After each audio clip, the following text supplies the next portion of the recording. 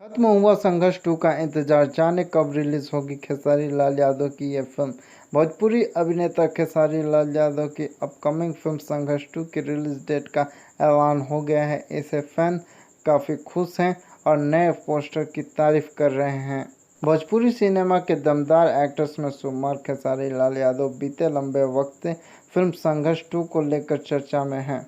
Fans इस बात को जानने के लिए बेताब है कि फिल्म कब रिलीज होगी। ऐसे में अब फैंस के लिए गुड न्यूज़ है, क्योंकि फिल्म की रिलीज डेट सामने आ गई है। फिल्म की रिलीज डेट का ऐलान खेसारी लाल यादव के एक नए पोस्टर के साथ किया गया है।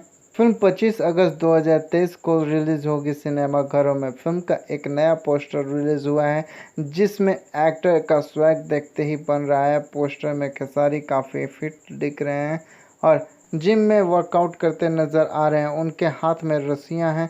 फिल्म में खेसारी के साथ मेघाश्री, माही श्रीवास्तव, कृति यादव, सबा खान भी प्रमुख किरदार में नजर आएंगी।